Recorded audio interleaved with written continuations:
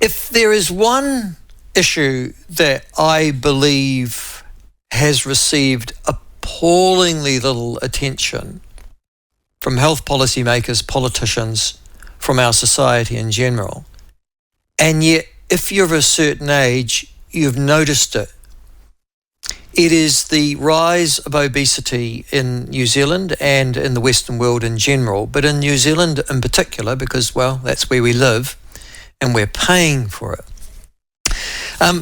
Obesity is, I would suggest to you, if not New Zealand's number one health problem, it must be just almost there.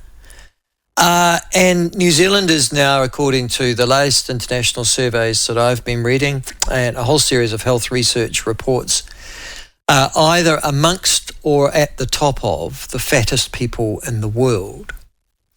And it's ironic that at a time when we are in the midst of what could only be described as a genuine epidemic, in other words, something that's not going away, that can't necessarily be cured by medication, and that doesn't seem to work its way and then be gone, like COVID, the obesity epidemic continues to get worse and have appalling consequences on not just the health system of this country, but also upon the lives that people lead, mental health in general, particularly of adolescents and children, but all throughout the communities as well, and also upon the economic productivity and wealth of this country too.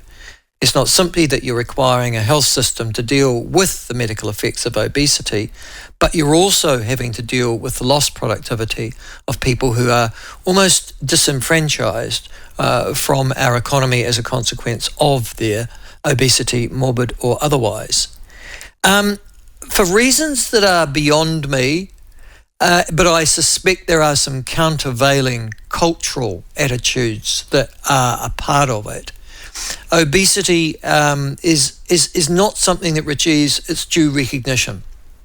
We get, there'll be a story and then it'll go away again. There'll be another story and then it'll go away again. But it's not something that's at the forefront, it would appear, of the mind of policymakers or politicians when it comes to constructing health policy, or indeed our own. And as I said, for those of us of a certain age, one of the things that we do now is that we remember our childhood and our youth and our adolescence, and then we compare the figures of those people and the activities of those individuals, of those generations with now, and we go, oh my God. It's like everybody's suddenly got a parachute in front of them and they've pulled the ripcord inside. Anyhow, now, onto the scene, and there are recent reports that have linked, for example, obesity with cancer, and obesity obviously with heart disease, obesity with work productivity. The latest that's been reported in Europe, I shared it with you yesterday, is a mega study on the link between obesity and work sickness and the lack of productivity in a work environment. But at the same time, in the last couple of years, you would have heard of something called Ozempic, one of these remarkable, jabs, sort of a weight loss jab, if you like. I don't know how it works. I've never taken one myself.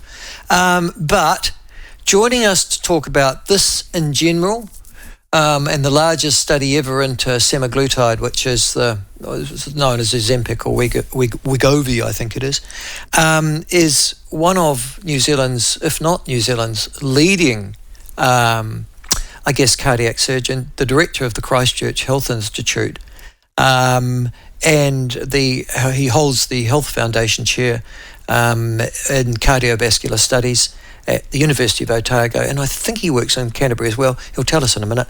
And he joins us now, Professor Mark Richards. Professor Richards, lovely to have you on. Thank you for joining us. Thanks very much, Michael. I must immediately disclaim being a surgeon. I'm not a surgeon. I'm a cardiologist. I'm just a humble physician. Okay, so you don't do the cutting. You do the introspection. That's right. That's a good way of summarising it. Okay, but you are the Heart Foundation of New Zealand's chair in cardiovascular studies. You're based in Christchurch, are you, Mark? Yes, we're hosted by the University of Otago Outpost in Christchurch, and we've been there as an institute for probably about 25, coming on 30 years now. Okay, and so how long have you held that chair at Otago? Since the mid-90s, Michael, mid-90s. Oh, gosh, you've been around a while. Creeping up there. I am. Absolutely. I have been around a while. No, well, that's good.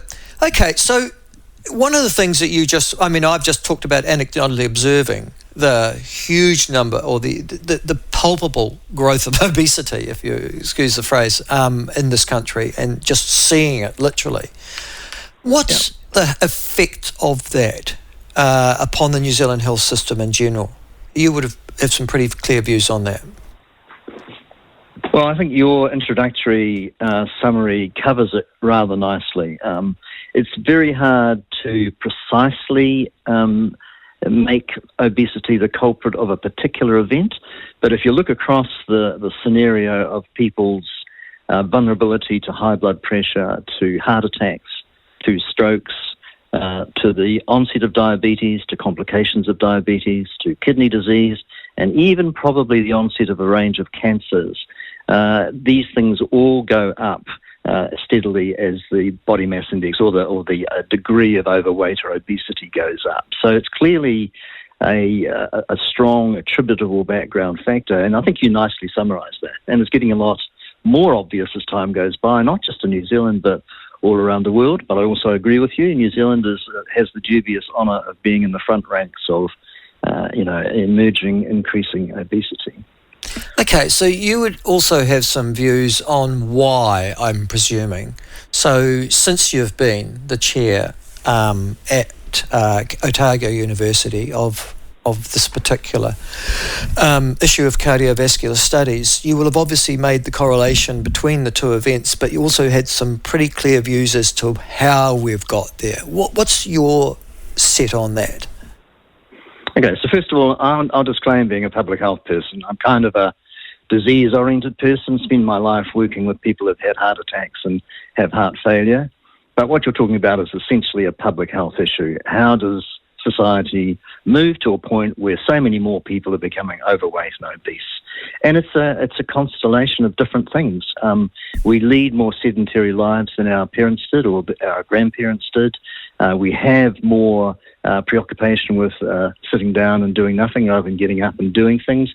And we have availability of a very calorie-rich but relatively nutrition-poor food menu sitting out there in the shops and supermarkets, which is full of things that tend to be highly processed and cheap and high calorie, but aren't particularly good for you, and do tend to aggravate any tendency to overweight and therefore to high blood pressure, therefore to things like arterial disease or blood vessel narrowing, and therefore complications like heart attacks, strokes, and the onset of diabetes is a very big factor there as well.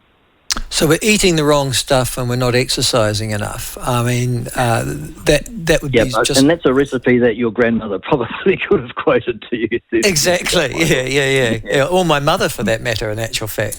Get out there and go and do some work.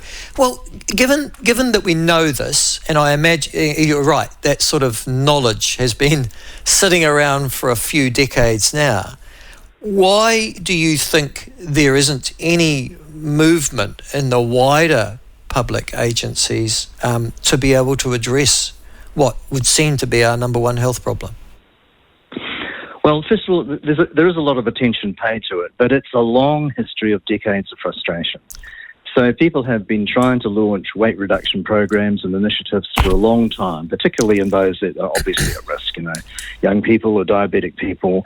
And the problem is that we fail. We fail miserably. Most efforts to create sustained weight loss in any subgroup you care to identify tend to be very poorly effective and tend to be, gone after a year or two. And so on this background of frustration, there hasn't been to date any kind of definite approach that will work for most people in a sustained way. So therefore, agencies tend to not want to fund things or support things because they want proof that what they are going to buy, and in this case it would be Pharmac and semaglutide we're probably going to talk about, they want proof that it's going to work and it continue to work, and that actually the cost benefit of using that approach is worth it in terms of society's priorities and, the way we spend our money in the community.